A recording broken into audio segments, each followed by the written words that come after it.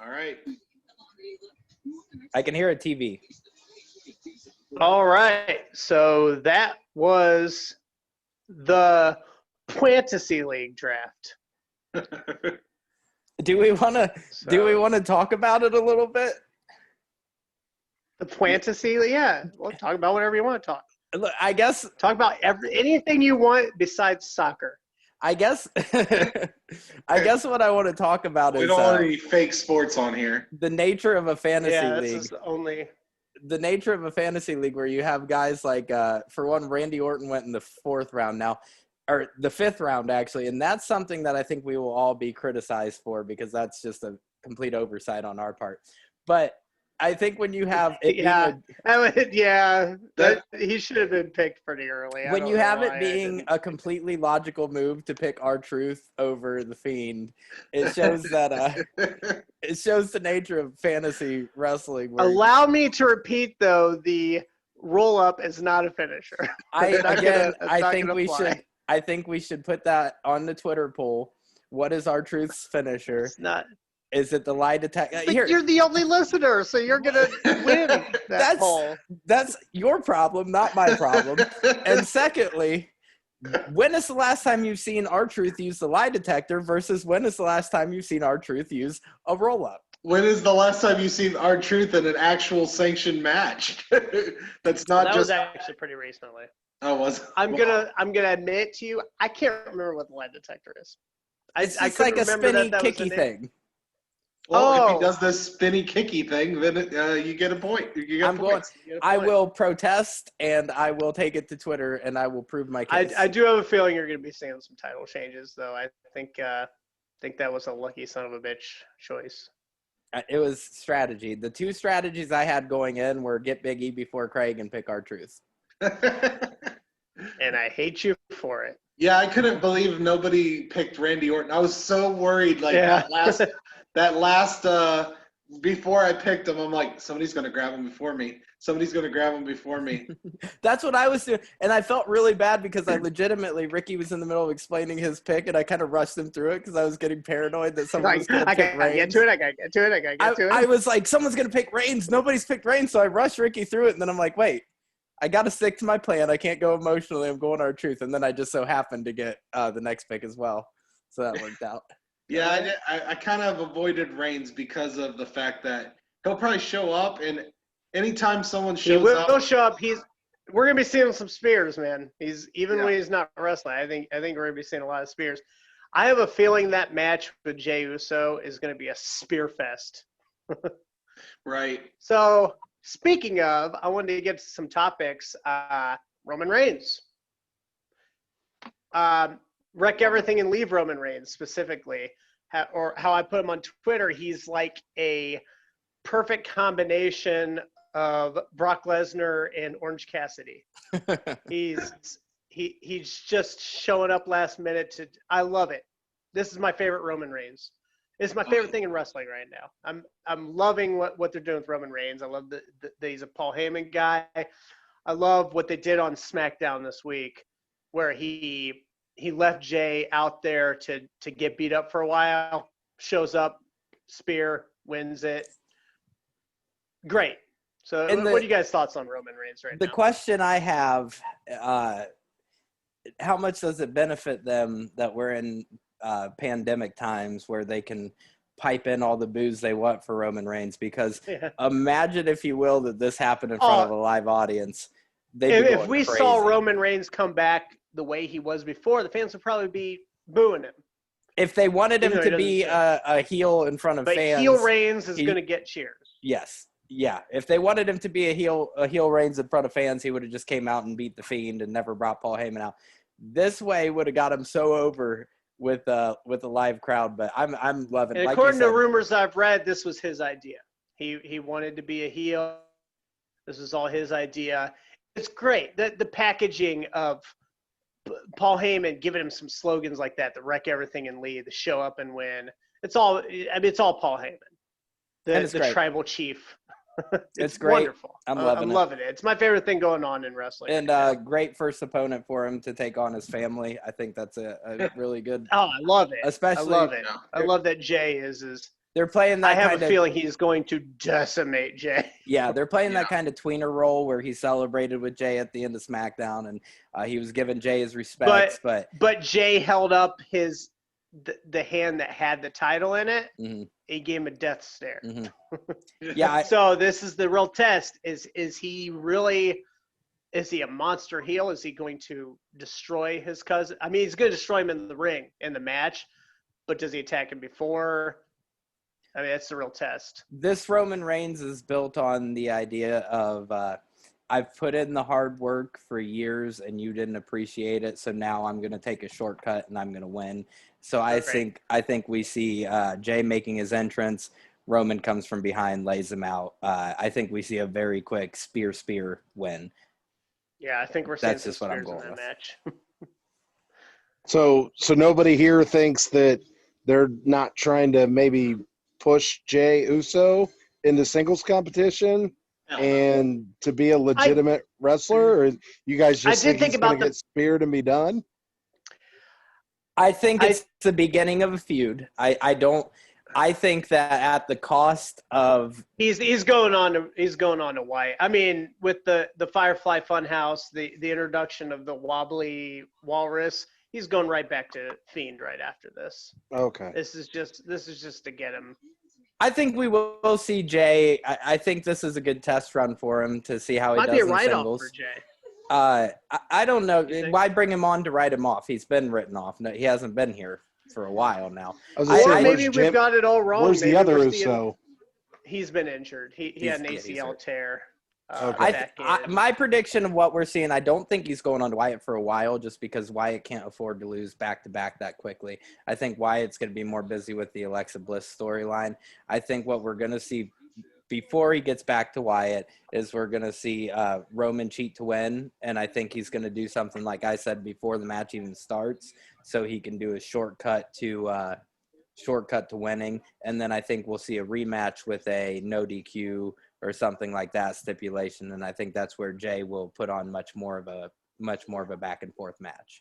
I don't think Jay by any stretch is taking the title off Reigns. So no, okay, that's not happening. No way. But it'd be cool if it did, right? It would be cool. It would be very interesting.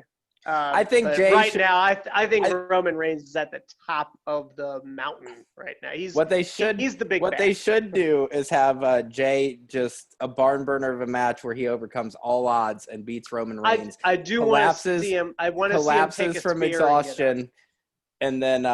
You mean like Jeff Hardy after a match for no reason? Yeah, then bring in Otis and have Otis with the ultimate heel turn become the monster heel. New Paul Heyman guy. Glad you mentioned Otis because that is my next topic I want to discuss.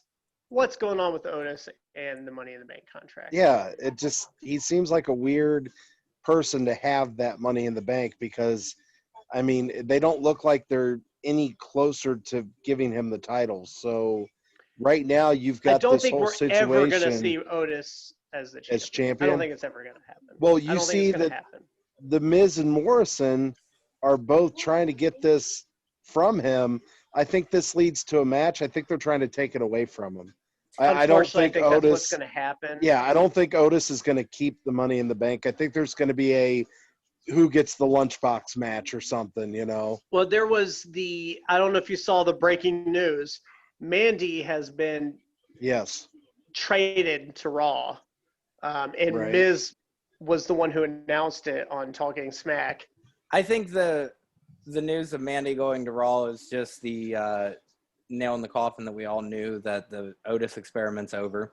It was a weird time. Okay, it's like when we were vulnerable. We didn't know what to do. We were uncomfortable, and Otis was there for us, so we went with Otis, and that's kind of what. And it was the hot angle at the time. Right at the time, Otis winning Money in the Bank was cool. A couple months later, the Fiend is back.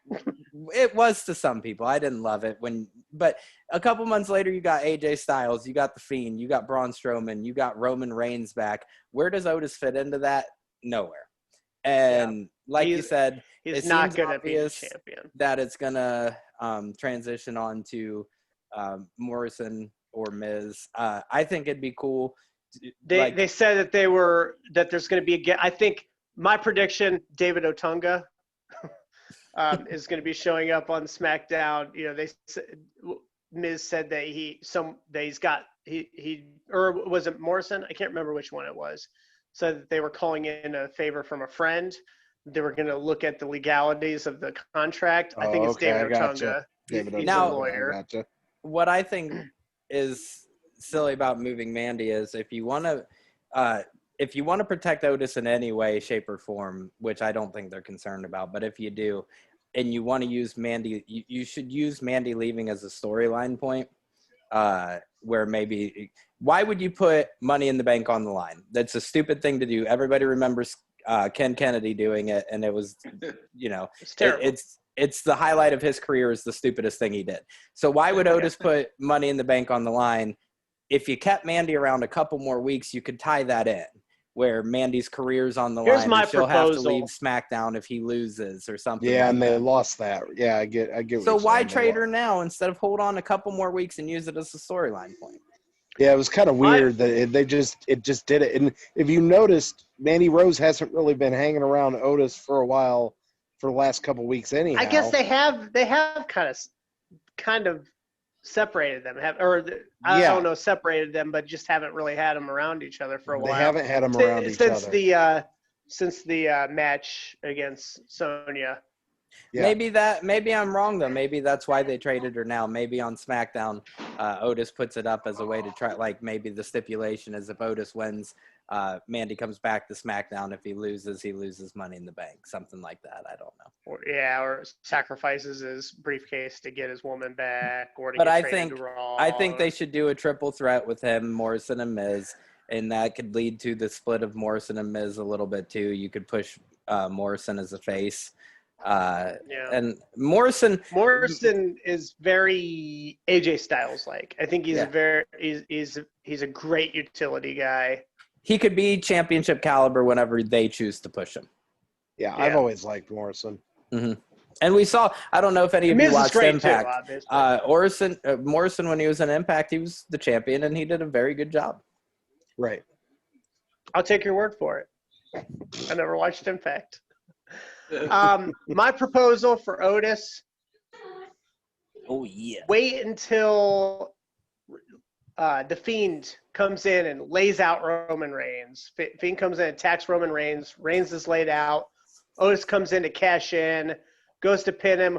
1, 2. Reigns kicks out, gets up, spears the hell out of Otis, pins him. That's it. Otis loses his cash-in attempt. That's what I propose. And then the Fiend stares on in shock that he wasn't able to put Roman down. That's my proposal. It's a possibility, but you're wasting the Money in the Bank contract. But then again, it's to make Roman wasted. Strong. Roman doesn't need to be Roman, he already looks strong. He's Roman Reigns. As the man who drafted Otis, I don't like that idea. Oh yeah, Otis. Bad choice. Otis was quite possibly the worst pick in the draft. Otis is going to drop that briefcase, and draft choice. He's going to disappear quicker than the Forgotten Sons. It's okay. Otis is going right back to being a tag team, maybe scarcely used. Well, you know what? Scarcely used. If something like that happens, then I can drop him, pick someone else up. But I picked up Randy Orton, and I'm going to get all kinds of RKO out of nowhere points. You are going to get some RKOs out of nowhere. You picked up Randy Orton during the midst of a losing streak, though. But it is Orton, so you never know where it's going to go. Oh, he's coming back. I think Orton's coming back and getting that title. So. My only thing with Otis is it's clear that they decided that this experiment's over and we're moving on. Before he won the Money in the Bank, he talked about the possibility of winning it and cashing it in for a tag team title shot.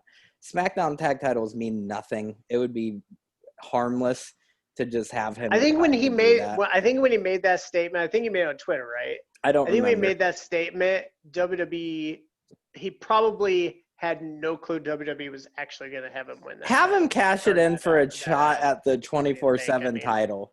Like, who cares at this point? Just end this nonsense. Just hand it to hand it to his peach so she can get a women's title match. Yeah. Oh yeah, So, I like that. Let's talk about the other champion, Drew McIntyre. I already said what I think's about to happen. I think Orton's taking that title. I don't know if it's going to be this soon. Orton's taking that title off him soon. I think Orton might be carrying that until WrestleMania, and we might see Edge back by then. I don't know. I don't know what the timetable for his return is, but I could see an Edge and Orton. I don't know that Edge is going to take the title off of him, but I could see an Edge and Orton feud for that title. Thoughts? I've been talking a lot. I'll let someone else go first. Haven't heard from Steven in a while. I think it's very possible Randy Orton could take the title from Drew McIntyre. And it's about interesting to have Drew McIntyre chasing that title. And the deal with the Thunderdome ends at the end of October. You know, Vince McMahon is seeing the NFL getting fans back, and he's wanting to get those fans back. And I think it'd be very interesting to see Drew McIntyre get that title win with a crowd. Well, I'll tell you one so thing. I think the chase is interesting. Before that, real quick, Craig, MLS had fans before NFL even started their season back up. But go ahead, Ricky. What's an MLS? I don't even know. Isn't that like a fake congenital disorder? Dear Lord. I'll go tell my soccer team tomorrow that I'm coaching. Well, that's shoot soccer. That's different. That's shoot soccer. Andrew's professional soccer. Okay. Yeah, I'm sorry to interrupt. Yeah. Okay, so my opinion is I don't think Drew's losing that title. I think he's the real deal. You don't think he is? Yeah. I do too. I agree that he's the real deal. I love Drew McIntyre. I think he's I absolutely do. A legit top guy in the company. They need to make him feel that way for a while. I don't know if he'll hold on to it till WrestleMania, but I don't think he's dropping it to Randy Orton. I 100% agree with you. And my idea of him losing the title is more around the chase so he can get it back when we get a crowd again. Maybe. I don't know. I just they've got him looking like such a badass right now. He took 3 punts to the head and then came back. Imagine if we had crowds right now. You know, we kind of do with the Thunderdome, but imagine if we had real crowds. Ricky brings up a good point. I think if they were going to have Randy Orton win it and have Drew chase it, he would have won it already. I think the plan was for Orton to take. SummerSlam I think the plan was Orton for taking the title. I think the Thunderdome changes things a little bit because you do have a bit of fan. He did get the win in front back. of a crowd, sort of. I think had they stayed in the Performance Center, Orton was going to win the title. I think at this point, their mission is to build up McIntyre as strong as possible, like Ricky said, and I think we already see his next feud progressing on Raw. I think he's gonna move on to Keith Lee. I don't think either of them are gonna be a heel, but do you think we see a Keith? You don't think we're gonna see a Keith? I don't think we see a heel turn. I think Keith Lee has already established. McIntyre has ruined 2 of his first 3 matches, and he's getting sick of it. Keith Lee, I could see that a face versus face match. Keith Lee is hot as can be right now. Keith Lee already beat Randy Orton. Do you think they're wasting that match by having it on Raw tomorrow? What match? Because that is the match tomorrow. Keith Lee and Drew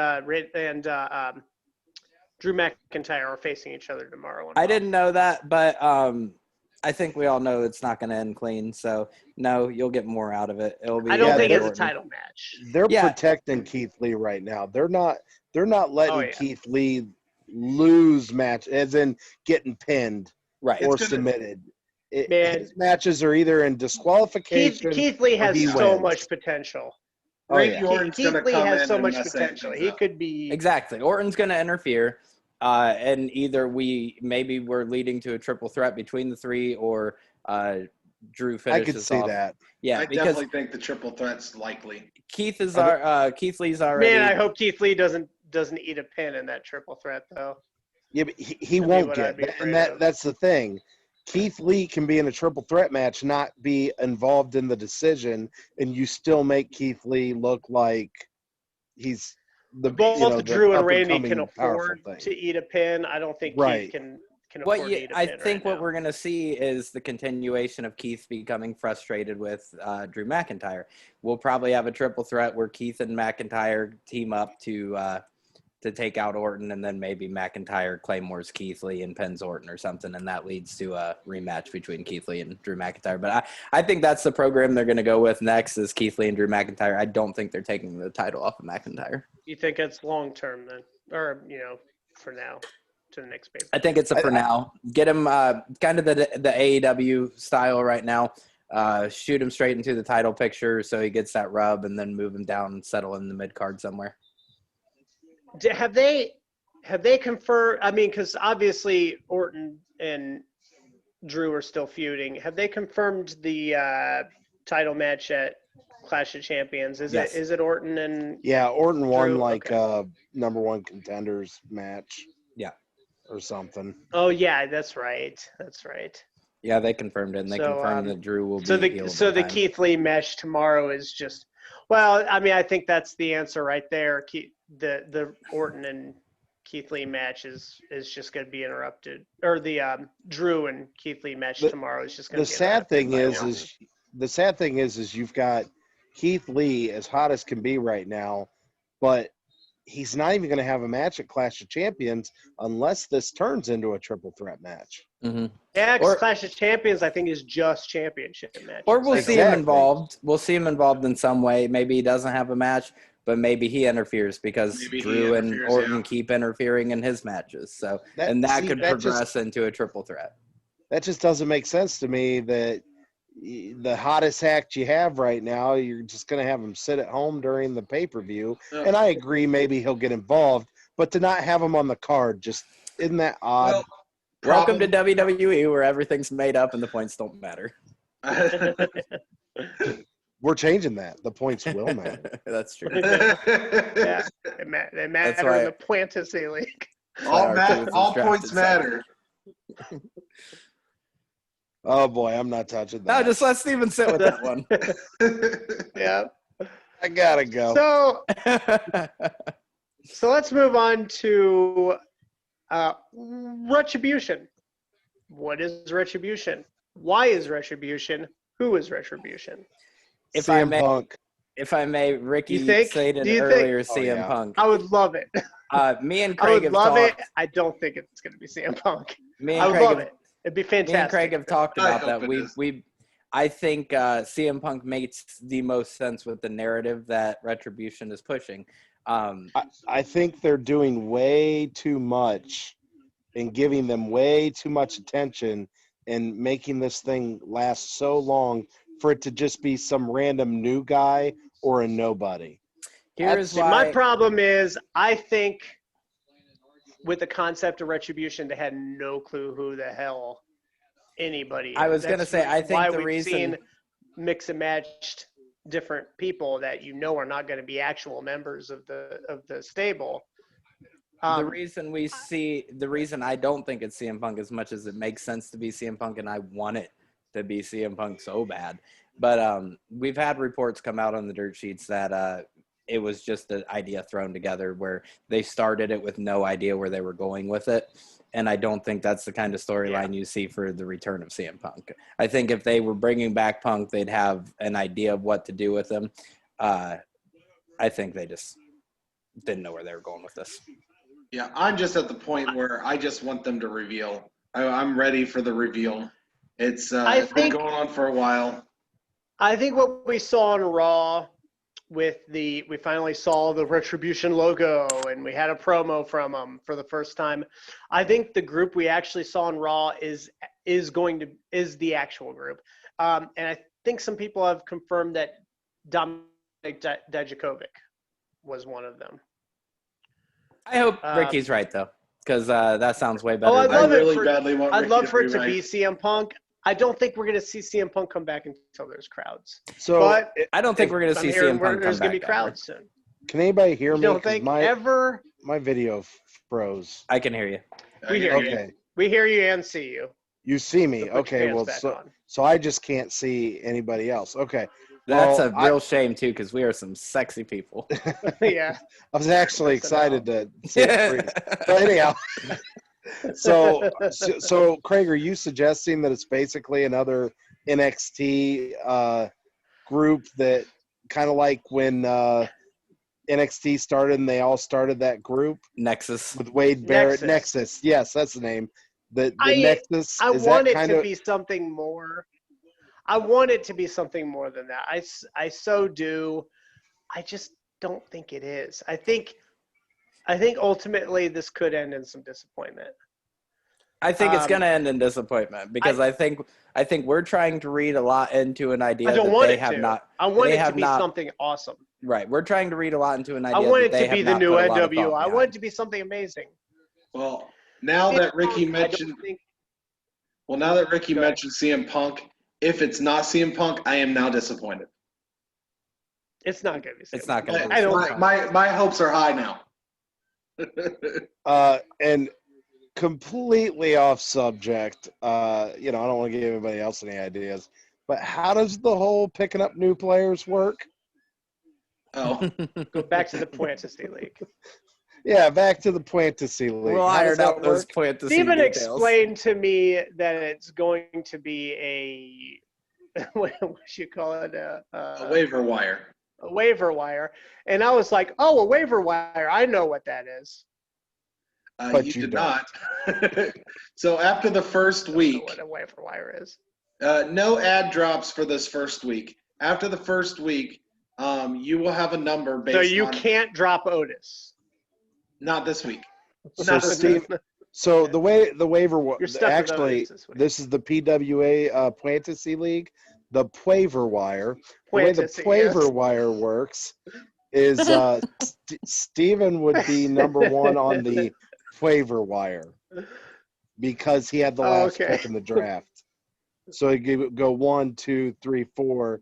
Steven would get his top pick if he wanted to add or drop a player. If he wants to get rid of Otis when he realizes how Yeah, horrible if he wants to get rid of that idea was. Otis because he got Terrible choice. shellacked by us about the pick, he would get the first pick of anybody available, free agents. Oh yeah. Sure. The pickups of free agents is not going to go through until I'm going to say Saturdays. So anybody can send me. Saturdays are for the boys. Right. Just a side note. Right. So anybody can send me a message saying you want to pick up this person. Depending on what the waiver wire is, it only matters if two people try to pick up the same person at the same time. So if two people want Lana, because I know how much we all want Lana. Oh, I forgot to draft Lana. You almost did auto pick. Yeah, that's true. Speaking of Lana, Andrew is our AEW fan. I keep up with it. I don't watch as religiously as he does. The big news that Miro, The formerly best known as man, Miro. Rusev, the best man Miro, formerly known as Rusev, made his big debut. All right, so I wanted So- to talk a little AEW. Steven and Ricky, do you guys keep up with AEW at all? We've Yeah, been I watch watching it. I haven't watched it the last Okay. last week. I'm behind on it. Craig Yeah, keeps I'm telling on me I'm vacation, I'm a behind little on it. behind. Oh, I haven't got to it yet. He's like 3 months behind, and every time I ask if he's seen Dynamite, he goes, "Oh, I haven't got to it yet. I'm going to." No, you're not. Quit saying I you're keep going. up with it. I'm behind. All right. Same thing with NXT. I love both shows. I only got so much wrestling I can handle in a week. NXT is the best show of wrestling on a weekly basis. That show's amazing. NXT is one that I don't keep up with, but every time I watch it, I'm like, man, I'm missing out on NXT. Yes. It is great. They just had a cage match on there between. We're gonna circle around to NXT. Okay, And I'm gonna let okay. you take it. But my let's point let with Andrew talk AEW. my point with AEW is AEW started the pandemic as the best wrestling show. in the AEW pandemic era. started the pandemic. as the best wrestling show in the pandemic okay. era. I thought you were blaming COVID on they had- AEW. They had the first fans at ringside, or not fans, but they were the wrestlers at ringside. They nailed down some like really good looking sets. AEW's had great before the Thunderdome, obviously. Yes. AEW's had some great ideas that WWE adapted. They did, and AEW, in my opinion, was leading the way as the most entertaining and easy to watch, because WWE, especially in the Performance Center, especially before they brought in the NXT extras, was really tough to watch for a while there for me when they had no fans at all. It was brutal. So AEW really shined for me in the early stages of the pandemic. Now, the reason I asked who watches AEW is All Out was bad. It was a bad pay-per-view. It was bad. It was what bad. I will say was AEW's first bad pay-per-view. They've had pretty consistently good to great The pay-per-views. handling of Matt Hardy was awful, and they can continue to handle it awful by trying to sweep it under the rug. They didn't sweep it on the rug. They brought Matt out to on Dynamite. Jericho said on his podcast that Matt was not hurt at All Out. They He was hurt. We all saw it. According to what their doctors are saying, and Matt is saying, he was not concussed. He was definitely knocked out. Matt's wife disagreed with that very publicly. Yes, and then Twitter. Matt's wife showed up on Dynamite this week too. Did she? And I think that I was have their not way of watched saying she's okay with this. So, she did show point up is, in a mask. All Out wasn't good. And was just there. It was.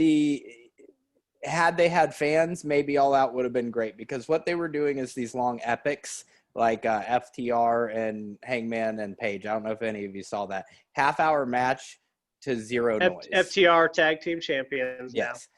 Now, I think Very on cool. Dynamite, they rebounded with a really good Dynamite. And what Craig brought up, we saw the debut of Miro. That was something a lot of people were kind of disappointed, as we had no big surprises at All Out. Then we got Miro coming in as Kip Sabian's best man.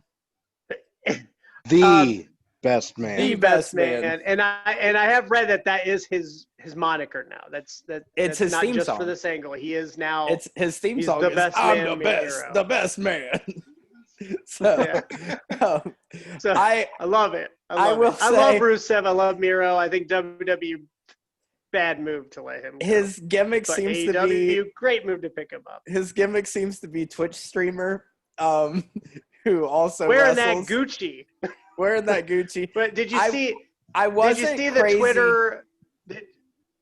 Did you see Colt Cabana's Twitter where he did the side-by-side comparison of the value of all articles of clothing of Rusev and No. Colt Cabana of like jacket that he borrowed from Excalibur, shoes that were replacement because the airline lost his shoes, like I think like pants that he got in Japan or something.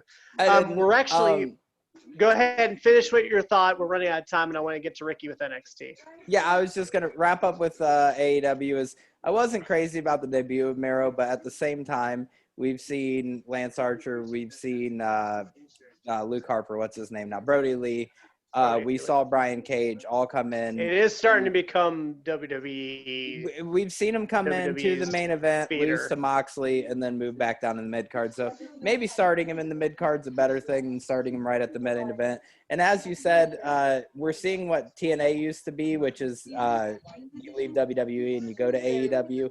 I don't want to see that continue. I want to see them build up their guys. I want to see Darby Allin build up. I don't consider Brian Cage. I think Brian Cage we could call an AEW original. I know. I think the biggest get they have over there is MJF. Yeah, I like MJF. I think he's the biggest homegrown guy. Darby Allin could be huge. And Sammy Guevara. Sammy Guevara is great too. But right now, you look at their champions. Both of their AEW champions were former WWE guys. Both of their TNT champions are former WWE guys. They have to start pushing AEW. We gotta move on. We're almost at time here. We gotta move on to Ricky to talk about NXT with Finn Balor as the champion now, the best champion.